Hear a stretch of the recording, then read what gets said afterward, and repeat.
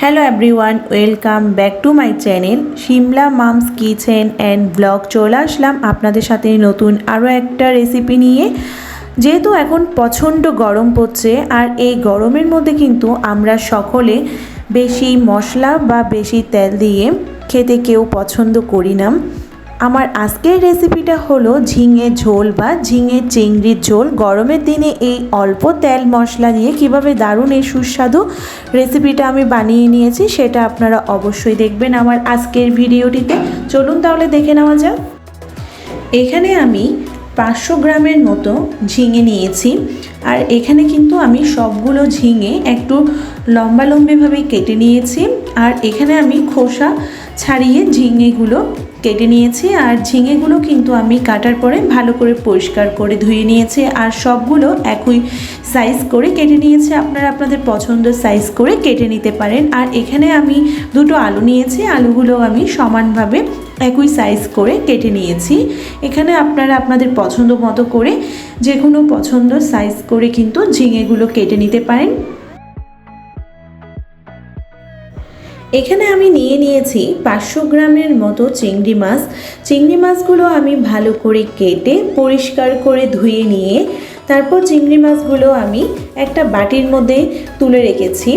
এরপর চলে যাচ্ছি পরের স্টেপে। চুলাতে আমি এখানে একটা কড়াইয়া বসিয়ে দিয়েছি, আর চুলার আঁচটা মিডিয়াম করে দিয়ে এখানে আমি নিয়ে নিয়েছি প্রদীপ ব্র্যান্ডের সরিষার তেল। আপনারা চাইলে যে কোনো ব্র্যান্ডের সরিষার তেল দিয়েও কিন্তু এই রেসিপিটা রান্না করতে পারেন। আর অবশ্যই কিন্তু এখানে সরিষার তেল দিয়ে কিন্তু এই রেসিপিটা রান্না করলে খেতে কিন্তু অনেক সুস্বাদু লাগবে। এখন আমি চুলার আঁচটা মিডিয়াম করে দিয়ে অল্প পরিমাণে সরিষার তেল দিয়ে চুলার আঁচ মিডিয়াম রেখে সরিষার তেলটা ভালো করে গরম করে নিচ্ছি। সরিষার তেলটা ভালো করে গরম করে নেওয়ার পর আমি এখানে আগের থেকে কেটে পরিষ্কার করে ধুয়ে রাখা চিংড়ি মাছগুলো সবগুলো সরিষার তেলের মধ্যে দিয়ে দিচ্ছি। আর অবশ্যই কিন্তু চুলার আঁচটা মিডিয়ামে রাখতে হবে, না হলে কিন্তু তেল ছিটকে এসে পড়তে পারে। সবগুলো চিংড়ি মাছ তেলে দেওয়ার পরে এখন আমি এখানে দিয়ে দিচ্ছি হাফ টেবিল চামচ পরিমাণে লবণ, আর দিয়ে দিব হাফ টেবিল চামচ পরিমাণে হলুদের গুঁড়ো। লবণ আর হলুদের গুঁড়োটা দেওয়ার পরে চুলার আঁচটা মিডিয়ামে রেখে আমি এখন চিংড়ি মাছগুলো ভালো করে ভেজে নিব। বেশিক্ষণ সময় ধরে কিন্তু চিংড়ি মাছগুলো ভেজে নেওয়ার প্রয়োজন নেই। বেশিক্ষণ সময় ধরে চিংড়ি মাছগুলো ভাজলেই চিংড়ি মাছগুলো খুবই শক্ত হয়ে যাবে, আর খেতে কিন্তু খুবই ভালো লাগবে না। আর আমার রান্নার মাঝখানে কিন্তু হঠাৎ করে বৃষ্টি চলে আসলো, আর এরপর আমার চিংড়ি মাছগুলো কিন্তু ভালো করে ভেজে নেওয়া হয়ে গিয়েছে।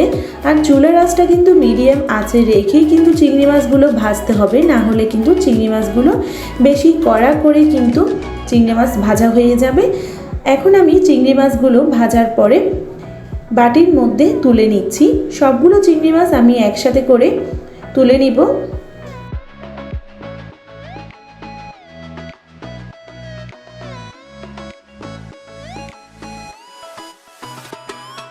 সবগুলো চিংড়ি মাছ ভেজে নেওয়ার পর এখন আমি বাটির মধ্যে তুলে নিলাম। আর এরপর চলে আসলাম পরের স্টেপে। এখানে আমি ফোড়নের মধ্যে নিয়ে নিলাম দুটো তেজপাতা, 3টে শুকনো লঙ্কা, আর নিয়ে নিলাম এখানে আমি মিষ্টি জিরা। চলে যাচ্ছি রান্নাতে। এখন আমি চুলাতে একটা কড়াইয়া বসিয়ে দিলাম, আবারও দিয়ে দিচ্ছি পরিমাণ মতো সরিষার তেল। আর এই রান্নাটা কিন্তু আমি অবশ্যই আবারও বলছি সরিষার তেলে করলে কিন্তু খুবই স্বাদ হবে। আর আপনারা চাইলেই কিন্তু রান্নার রেগুলার তেল দিয়েও করতে পারেন, কিন্তু আমি বলবো সরিষার তেলে কিন্তু রান্না করলে এই রান্নাটা খেতেও অনেক অসাধারণ লাগবে।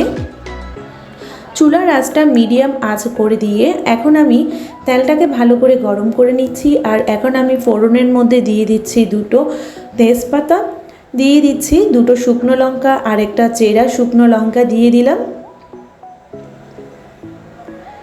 আর দিয়ে দিব এখানে আমি মিষ্টি জিরা। চুলার আঁচটা মিডিয়ামে রেখে এখন আমি ফোড়নটাকে ভালো করে ভেজে নিব। 30 থেকে 40 সেকেন্ড সময় ধরে ফোড়নটাকে ভেজে নেওয়ার পরে ফোড়ন থেকে যখন সুন্দর গন্ধ বের হবে, এরপর আমি চুলার আঁচটা একদম মিডিয়ামে করে রাখবো, যাতে করে ফোড়নটা একদম পুড়ে না যায়। ফোড়নটা যখন ভাজা হয়ে যাবে, এরপর আমি এখানে দিয়ে দিচ্ছি আগের থেকে ধুয়ে কেটে রাখা আলু। এখন আমি আলুটা দিয়ে দিচ্ছি। সবগুলো আলু আমি একসাথে করে দিয়ে দিলাম। আর চুলার আঁচটা মিডিয়ামে রেখেছি।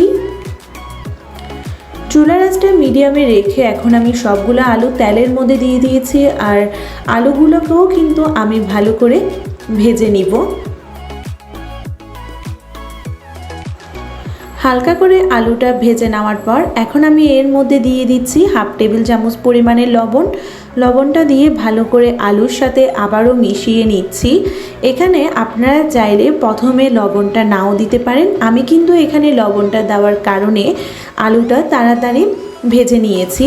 আর আমি চামচ দিয়ে আপনাদেরকে দেখিয়ে দিয়েছি আলুটা ভালোভাবে কিন্তু ভেজে নেওয়া হয়ে গিয়েছে।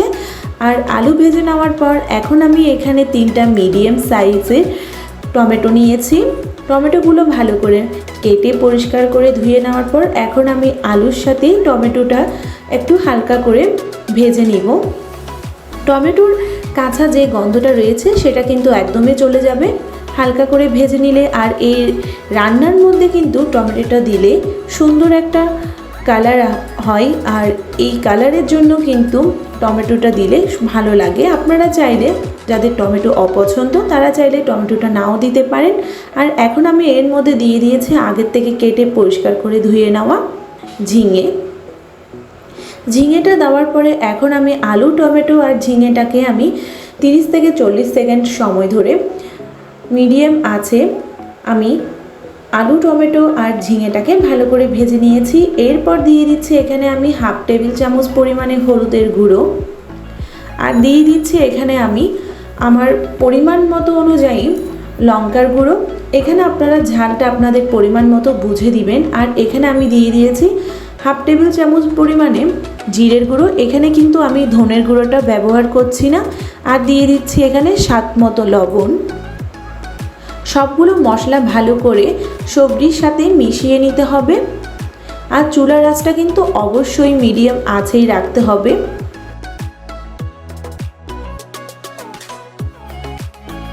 আর এখানে কিন্তু আমি বেশি পরিমাণে মশলা ব্যবহার করছি না।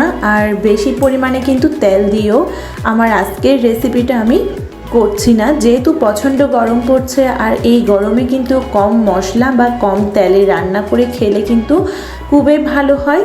আর এখন আমি কিন্তু চুলার আঁচটা মিডিয়ামে রেখে মশলাটাকে ভালো করে কষিয়ে নিচ্ছি। আর কষানোর সময় কিন্তু অবশ্যই চুলার আঁচ বেশি পরিমাণে রাখা যাবে না। বেশি পরিমাণে রাখলে মশলাটা ভালোভাবে কষানো হবে না। মশলাটা ভালোভাবে কষিয়ে নিতে নিতে এর মধ্যে দিয়ে দিলাম আগের থেকে ভেজে রাখা চিংড়ি মাছগুলো। চিংড়ি মাছগুলো আমি আবারও মশলার সাথে ভালো করে 1 থেকে 2 মিনিট সময় ধরে ভালো করে কষিয়ে নিব। প্রথমে কিন্তু আমি এখানে কোনো পানি দিব না, যেহেতু পানি দিলে কিন্তু মশলাটা ভালোভাবে কষানো হবে না। চুলার আঁচ মিডিয়ামে রেখে আমি মশলাটাকে ভালো করে কষিয়ে নিব। মশলাটা ভালোভাবে কষিয়ে নেওয়ার পর এখন আমি এখানে দিয়ে দিচ্ছি 1 কাপের মতো জল। এখানে আমি উষ্ণ গরম জল দিচ্ছি।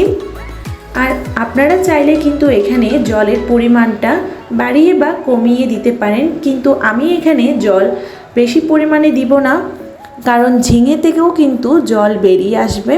তাই আমি এখানে বেশি পরিমাণে জলটা দিচ্ছি না।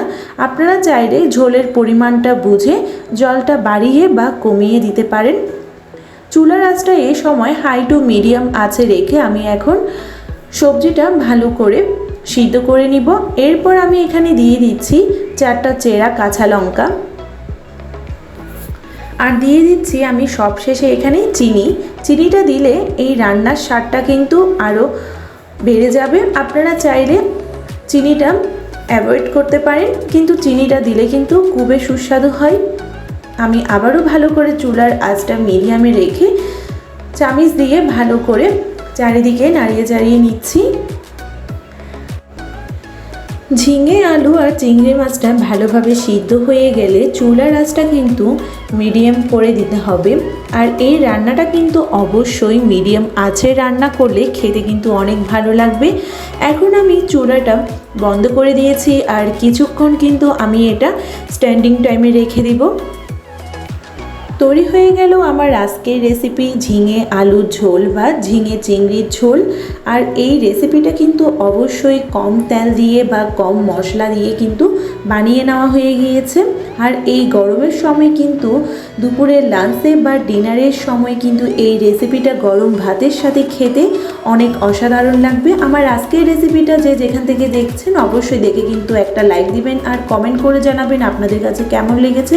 আর আমার চ্যানেলের যদি নিউ ফ্রেন্ড হয়ে থাকেন অবশ্যই আমার চ্যানেলটা সাবস্ক্রাইব করবেন। যারা আমার চ্যানেলটা আগে থেকে সাবস্ক্রাইব করে রেখেছেন তাদেরকে অসংখ্য ধন্যবাদ। সবাই ভালো থাকবেন, সুস্থ থাকবেন আর সম্পূর্ণ সিমলা মামস কিচেন রেসিপির সাথেই থাকবেন।